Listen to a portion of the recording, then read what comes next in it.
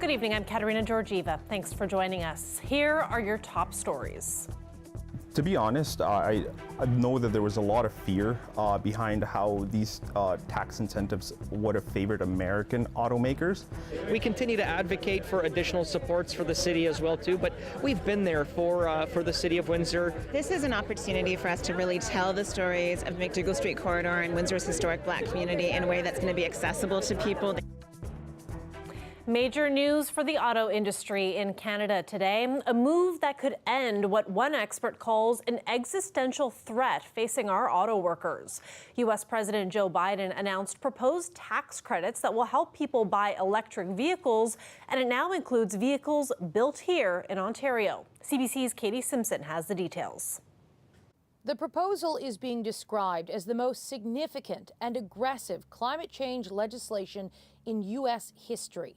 After months of negotiations, Democrats now have enough support to pass a bill with hundreds of billions of dollars in clean energy spending, including a tax credit for customers who buy electric vehicles. This is something Canada has been watching closely. Originally, the EV tax credit was only to apply to vehicles built in the U.S., posing an existential threat to the Canadian auto sector. There were fears it would be left behind and jobs would be lost. Canadian officials lobbied their American counterparts, pleading for them to include all of North America, which, to their surprise and delight, is now included in this deal.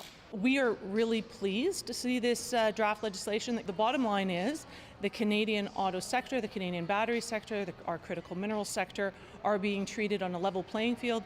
Canada argued the original EV tax credit would hurt the Canadian economy worse than anything threatened by former President Donald Trump when he vowed to tear up NAFTA. Representatives in the auto parts sector are relieved. It means absolute job security for everybody who exports cars and parts to the U.S. here, which is about 85% of our exports. This change will upset Democrats, especially in Michigan, where lawmakers are trying to create more good-paying jobs. Canada will watch anxiously as the legislative process plays out. Given the 50-50 split in the Senate and the slim majority Democrats have in the House, by no means will this necessarily be smooth sailing from here. Katie Simpson, CBC News, Washington. And this is big news in Windsor with those multi-billion-dollar investments recently announced at Stellantis. Our Jacob Barker now with more on what it means for our city. It's one word that's bringing a big sigh of relief to the auto industry here in Windsor. A tax credit plan worth billions that favored electric vehicles assembled in America was scrapped. An amendment brought forward in their Senate expands the credit to vehicles produced in all of North America. This at an exciting time to be looking at a future in electric vehicles. I see a lot of future in this industry, and so I wanted to specialize in this. Again, to further expand Canada's automotive industry. Feliz Castro is working on the powertrains for EVs, but the thought of losing out on such a large incentive in one of the world's biggest consumer markets was a worry. It would have undermined Canada's efforts in EV manufacturing, particularly here in Ontario. Earlier this year, Stellantis announced that it would be building a new LG battery plant here to support their EV production. At the time, the issue came up, but it was not addressed. Based on location, it's a perfect spot, right? Going back and forth across bridges, tunnels, etc. But the concern was very real. We were speaking with, at various times through the recruitment process, Jacob, 6 different battery companies, right?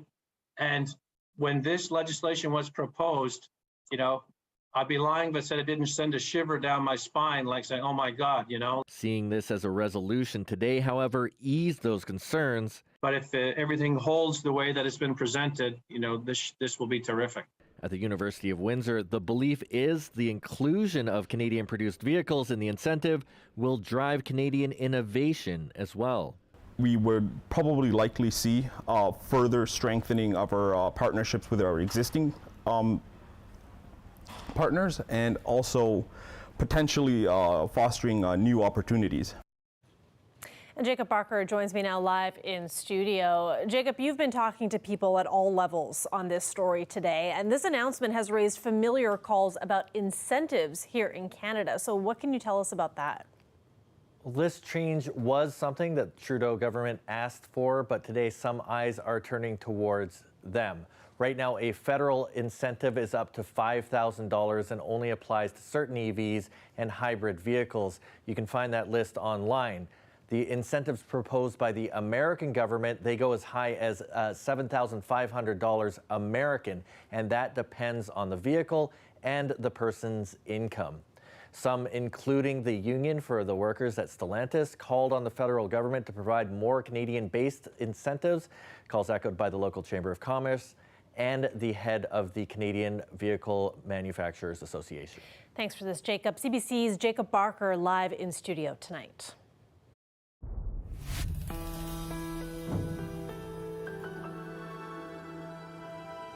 The Pope took part in his second public mass in Canada today. He was at a popular pilgrimage site in Quebec, where he became the target of protesters who are looking for more than an apology. CBC's Sarah Levitt reports. As Pope Francis took his place behind the pulpit for Holy Mass at one of North America's oldest pilgrimage sites, a banner unfurled for all to see, "Rescind the Doctrine." An apparent impromptu moment highlighting the divisive response to the Pope's apology and the hope for many that the Catholic Church will renounce the doctrine, which empowered Europeans to colonize non-Christian lands and peoples. In his homily, Del fracaso a la esperanza. Pope Francis relayed the message that this was a journey from failure to hope. He urged faithful Indigenous people in Canada to not give up hope in the Catholic Church. After the Mass, the activist behind the banner explained why, alongside her cousin, she was there representing her aunt, a residential school survivor. Although the apology, I think, was monumentous and came with some weight, what we're really looking for is action. And so based on what we were hearing in the community, that really has to do with the root, which is the doctrine of discovery. On the Plains of Abraham were those who could not make the trip to Sainte-Anne-de-Beaupré. Organizers said they expected 140,000 people, but far fewer came out. Still, for some of those who did, it was important to be here for the children who died in residential schools. That's why I'm here. My spirit told me to come here on behalf of them, and that's why I'm here. Maybe educate people with this. As for Pope Francis, after holding private meetings tomorrow, he continues on to his third leg of the trip in Iqaluit. Sarah Levitt, CBC News, Quebec City. The gifting of a headdress to the Pope earlier this week continues to draw a lot of attention and controversy. The symbolic gesture carries great significance in Indigenous culture, and it has generated strong reactions. CBC's Julia Wong reports. For many, the moment was unexpected, coming just after the Pope's apology. Honorary Chief Wilton Littlechild, a former Truth and Reconciliation Commissioner, approached the pontiff and placed a headdress on his head. Later that same day, no, it's been 500 years since the settlers arrived. An elder from Musqueam explained it was a ceremonial gift. The giving of the headdress is honoring a man as the honorary chief and leader in a community. And so in doing that, he's actually adopted him into as one of our leaders in the community. The images made front pages around the world, including the Vatican newspaper. But as with the apology itself, there's a range of opinions about the deep meaning the act signified. I don't agree with giving a headdress to the Pope. Those things, they have to stop. Have to stop that. Headdresses are gifted to First Nations leaders, and what they do with them is bound by protocol. He went to the elders, he went to the leadership, and requested permission to present that gift. This advocate's grandparents attended residential schools. He was angered by the gift. Literally, it physically made me sick. If the Catholic Church isn't willing to honor our most sacred gifts, which are our children. Are they going to honor that headdress? Why? Why would you go crown them with a headdress when our people are still, being found, still recovering, and trying to find a way out? Littlechild's grandson came to his defense on social media, saying that was him showing the Pope respect for coming all the way to Musquecheese to apologize, a conversation that, like the trip itself, continues to stir up complex feelings. Julia Wong, CBC News, Edmonton. A local Liberal MP is calling on the provincial government to chip in and help compensate Windsor for costs related to the Ambassador Bridge blockade. Eric Kusmerchuk says he'd like to see that while also pushing federal ministers to do the same. Earlier this week, we told you upper levels of government have not helped pay the $5.6 million bill Windsor incurred during the blockade back in February. Hundreds of people protesting COVID-19 mandates blocked the Ambassador Bridge for several days. The bulk of that cost is policing overtime and for concrete jersey barriers to keep protesters out. Windsor's mayor expects upper levels of government to pay the entire bill because it was a national economic emergency. We stepped up in terms of federal funding for local businesses. We're still waiting on the Ontario government to step forward to provide support for those businesses that were impacted. Much like the Ontario government stepped up to support businesses in Ottawa, we're looking for that support here. But again, we've been there for the community during the blockade, and we're going to continue to be there, and we're going to continue to advocate for additional support. And while speaking with Kusmerchuk, we also asked him about the increase in costs for local farmers. The federal government imposed a 35% tariff on most Russian imports, including fertilizer. Almost all the nitrogen fertilizer supplied to eastern Canada comes from Russia. Yesterday, we heard from farmers saying the cost of fertilizer has more than doubled in the last year, and that's eating into their profits while growing food costs across the country. Kusmerchuk says he's taking those concerns to ministers in Ottawa. I think we're very much aware of the challenges that farmers are facing right now, and least of which is, again, accessing fertilizer, the cost of fertilizer, the cost of basics. Again, much of that is there's supply chain problems around the world, but it's also accelerated or accentuated or increased by Putin's illegal war. Today was the first day parents could book COVID vaccination appointments for young children. First doses are now available for anyone 5 months to 6 years old. These are smaller amounts of the Moderna vaccine. Parents can book their appointments online through the province or the local health unit. We had a doctor on Windsor Morning today, and they answered questions that you had about this whole process, including what it means to be fully vaccinated and when a child should get a first dose if they've already had COVID-19. You can check out all those answers online. Just go to cbc.ca/Windsor. A new app announced today will help people discover more of Windsor's history. You know, it's all about making history come alive for people and making it easy for them to learn about our past. And so much of this history is hidden. The app will help highlight the history of the McDougall Corridor, highlighting stories of Black Windsorites from the past. Up on Elliott and Mercer, a house, the Parker Homestead, which served as a hub of the community, but it also served as a recruiting station for the No. 2 Construction Battalion. And it was one of the most successful recruiting stations in all of Canada. Many people from around southwestern Ontario and even the United States joined the battalion at that spot.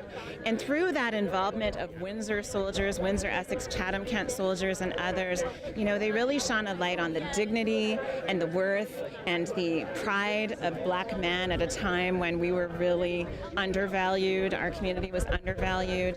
There are many wonderful stories of the interactions that the No. 2 Construction Battalion in and around Windsor had with the public to raise our profile and let people see that we were people of dignity and value just like anybody else. And that story and more will be highlighted through that app that we told you about. Still some time until it's all developed and released, though. They're hoping to launch it during Black History Month next year. Right now, a live look outside there. Another hot one today with highs of 28 degrees. And tomorrow, it'll be the same thing with what is promising to also be a beautiful weekend ahead. Dahlia Ashley will be here right after the break with more. Stay with us.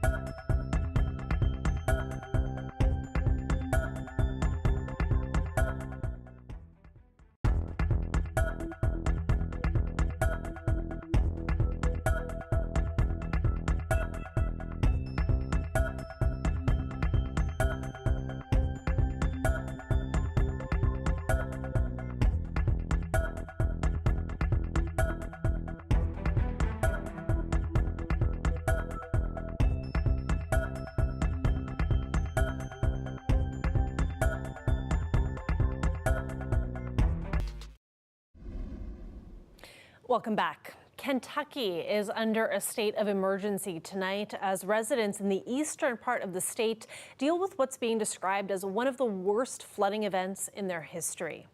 The situation right now is tough.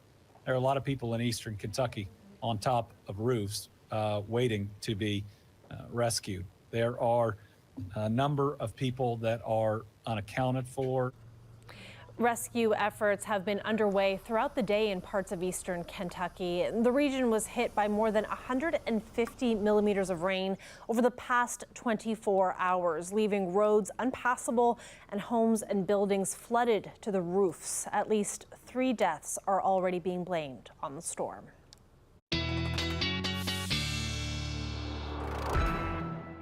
Let's take a look now at our local weather situation. Luckily, it's a brighter situation. For that, we've got Dahlia Ashry joining us. Dahlia, another beautiful day, still quite hot, and it looks like it's going to stick around. It sure is, and I was just about to say, I mean, Kentucky has storms, you have heat. I don't know, Mother Nature is playing some tricks on us, it seems. Am I right? Yeah. All right, well, let's see what is panning out in Windsor. Let's go there. So you're going to need the fan on for the next couple of days because it's really hot. Sunshine's going to be out, which is something we all need, and a chance of some showers, which that helps as well, cool things down a little bit. Windsor 28 degrees, Chatham-Kent 26, Sarnia 27. So the hot spot right now is Windsor. Now there is that humidex as well. That brings up the temperatures, making it feel even more hot and muggy. 31 degrees in Windsor, Sarnia 29, and Chatham-Kent 31 as well.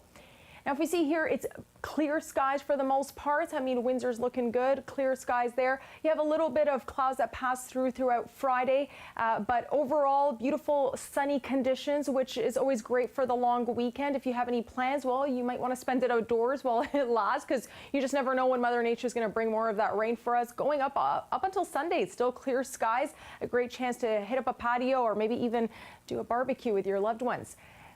Overnight tonight, temperatures will cool down a bit, so you get a little bit of a break from that heat. You won't need your AC on today. 15 degrees for tonight in Windsor, Leamington, 15 degrees. Now taking a look at that 5-day forecast. Like we said, tomorrow we have a little bit of clouds in sight, but for the most part, beautiful sunshine. But then Monday and Tuesday, that rain is going to make its way back, as you could see. So enjoy Saturday and Sunday while it lasts. 29 and 31 degrees, 31 muggy on Monday, and that rain sticks around. Katarina? I'm just going to ignore what happens from Monday onwards and just focus on the fact that that looks like a really beautiful weekend. Yeah, it's too far, Katarina. Let's just focus on the weekend. It's a long weekend. We all love to hear the sunshine. And it might change by Monday. It might. Like I said, Mother Nature tends to play tricks with us, so we'll see what she has in store. Exactly. Thanks for that, Dahlia. Thanks, Katarina. When we come back, we have a real treat for anybody who is as fascinated with the Titanic as I am. Stay with us.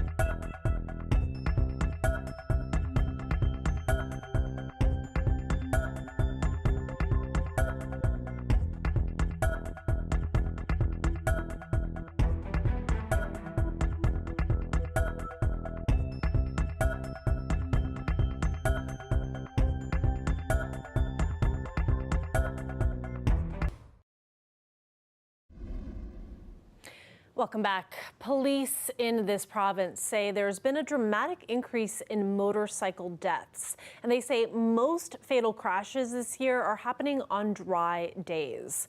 12 people have died because of a motorcycle crash this year, and that's nearly double the total from 2021. Here in Essex County, we have the highest annual average for motorcycle deaths at 19 people each year. Police are asking everyone to make safety a priority this holiday weekend and for motorists to keep their heads on a swivel. A drug better known for inducing hallucinations is now being studied as a possible treatment for depression. Psilocybin is the chemical compound in magic mushrooms, and researchers are hoping they can expand its use. CBC's Kelda Yoon has the story. My experience with depression started about 12 years ago, and I've tried all 5 classes of antidepressants over the past 11 years. For Carol Dagger, nothing worked. She even tried electric convulsion therapy, but had to stop because it was too hard. Then, last August, I started looking at ketamine through the assistance of Dr. Hussain and CAMH. It really is like your brain is a puzzle before you start the session. As you go through the session, the puzzle is being completely torn apart in a very quick way. After a few sessions, her symptoms finally started to alleviate. CAMH is now hoping another psychedelic, psilocybin mushrooms, will also be an effective treatment for depression. It's hugely important that, first and foremost, that we are studying new treatments for mental illnesses and common mental illnesses like depression, because there's a large group of the population that don't get better with the treatments we currently have. Dr. Ishrat Hussain is leading the study that will explore whether the antidepressant components of psilocybin mushrooms can be separated from its psychedelic effects. Can we harness the antidepressant effects of psilocybin without that very intense psychedelic experience? We really need to understand, are these treatments safe? Are they effective? How do they work? How can we scale them up if they do work and are safe? The 3-year study will include 60 adults who have been living with treatment-resistant depression for at least 3 years. A third of those participants will get a full dose of psilocybin plus a blocker that will stop the drug's psychedelic effects. Another 20 participants will get psilocybin and a placebo, while the third group will be given a placebo and the blocker. For Dagger, knowing psilocybin mushrooms may be available as a treatment option in the future gives her hope. Psychedelics are the new frontier and a new lifeline for people like me. The fact that there is psilocybin on the horizon gives me that hope that I could still fight, because there is another tool in my toolkit coming down the pipeline. Kelda Yoon, CBC News, Toronto. Visitors to St. John's Harbor this week are bound to see a very special vessel. A research team is in town after spending the past few weeks diving down to the wreckage of the legendary ship Titanic. But their 5-person submersible also takes tourists. Take a look. We are inside the submersible Titan, which is a carbon fiber and titanium sub that can go to the depths of the Titanic. Hi, my name is Stockton Rush. I'm the CEO and founder of OceanGate. Let's take a look at Titan.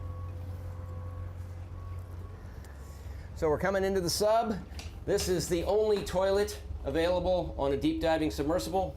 Best seat in the house. You can look out the viewport. We put a privacy screen in, turn up the music, and it's very popular.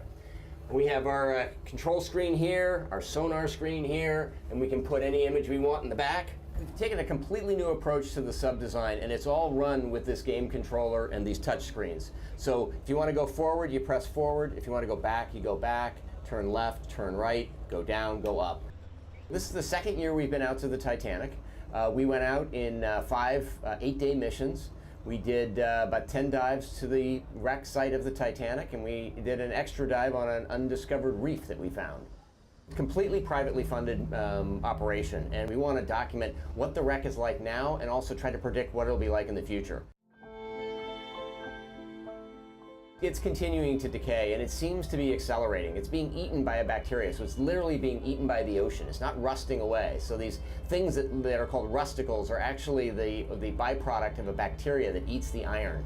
And as it does that, these decks are collapsing. We saw some of the railing is starting to lose its structural strength, which is really a sad thing. That's when it's going to stop looking like the Titanic. The interest in the Titanic is the reason we go there. Almost nowhere else in the deep ocean can you get funding to go back every year for decades and see how coral reefs develop and see how metals decay and see how currents change. Nobody wants to go back to just some old reef, but people do want to go back to the Titanic. That would be so incredible to see in real life. That is it for CBC Windsor News. For news anytime, go to our website, cbc.ca/Windsor. Before we go, we're going to leave you with some fun pics shared on Twitter by our colleague Mike Evans. That's an eastern screech owl, and it was perched on a branch just outside his home this morning. He was quick enough to snap these beautiful photos. Thanks for watching.